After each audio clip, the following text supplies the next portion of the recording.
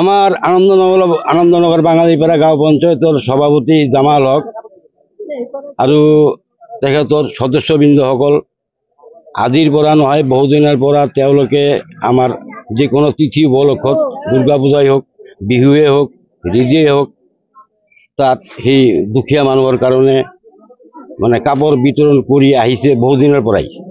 হয়তো কাক বা ধুতি দিছে, কাক বা শাড়ী দিছে আৰু কাক বা শাৰ্টেৰ কাপোৰ দিছে। এনেকুৱা বহুদিনৰ পৰা তেওঁলোকে বিতৰণ কৰি আহিছে।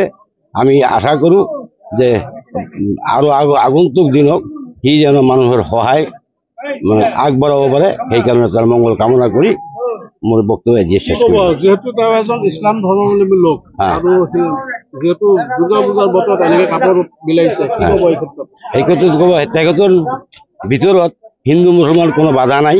সেই গোটেই মানুহক একে নিচিনাই দেখি আহিছে। গতিকে দুৰ্গা পূজাও নহয়, ঈদো নহয়, গোটেই তিথিতে তিনি কাপোৰ বিতৰণ কৰি আহিছে। ইয়াত আমি প্ৰথমতে চিনাকি দিওঁ মানুহ হিচাপে। আমি মানুহ হিন্দু মুছলমান সকলোৱে আমি সমন্বয়ৰ যি অসম, সেই সমন্বয় অসমৰ প্ৰতি লক্ষ্য ৰাখি আমি সকলোৱে ভাতৃত্ব ভাৱ কৰি কেনেকৈ আগবাঢ়িব পাৰি সেই চিন্তাধাৰাৰে মই আগবাঢ়োঁ। এতিয়া কথা হ'ল শাৰদীয় দুৰ্গা পূজা উপলক্ষে আমাৰ গৌৰীপুৰ সমষ্টিৰ অন্তৰ্গত আনন্দনগৰ বাঙালিপাড়া গাঁও পঞ্চায়তৰ ভটেৰকান্দা, আলুৱাটাৰী, নাটপাৰা, কৃষ্ণনগৰ আদি কৰি বিভিন্ন আমাৰ গাঁৱৰ যিখিনি একেবাৰে দুখীয়া মানুহ, সেই দুখীয়া মানুহখিনিক মই ব্যক্তিগতভাৱে অলপ সহায় হাত আগবঢ়াবলৈ মই আগবাঢ়ি আহিছোঁ।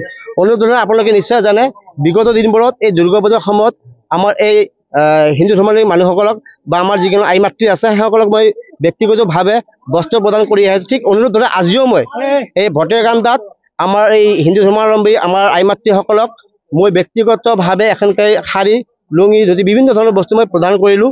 মোৰ এটাই লক্ষ্য যে মানৱীয়তা দৃষ্টিভংগী মানুহক চাব লাগে। যিহেতু এটা আগন্তুক শাৰদীয় দুৰ্গা উৎসৱ, এনেকুৱা পৰিস্থিতিৰ মাজত কিছুমান মানুহ আছে তেওঁলোকৰ হাতত আজি এনেকুৱা অৱস্থা হৈছে পইচা পাতি তেওঁলোকৰ নাই।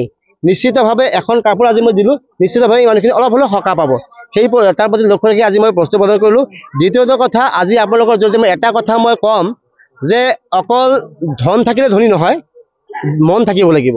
আমাৰ এইখন সমাজত বিভিন্ন কোটি কোটি টকা থকা মানুহ মই চাইছোঁ, কিন্তু আজি এই মানুহখিনিৰ কাৰণে আগবাঢ়ি আহি মানুহখিনি যে অলপ আৰ্থিকভাৱে বা মানুহখিনি কিবা এটা সহায় সহযোগ আগবঢ়াব, তেনে মানুহ কিন্তু মই খুবেই কম দেখা পাইছোঁ। গতিকে মই বিনম্ৰভাৱে মানুহক অনুৰোধ জনাইছোঁ যে টকা পইচা ধন সম্পত্তি কালি যেতিয়া আপুনি মৰি যাব, এইবিলাক কিন্তু আপোনাৰ লগত নাযায়। গতিকে ওচৰে পাজৰে থকা যিখিনি দুখীয়া দৰিদ্ৰ মানুহ, সেই মানুহখিনি সহায়ত আগবঢ়াবলৈ মই বিনম্ৰভাৱে অনুৰোধ জনাইছোঁ।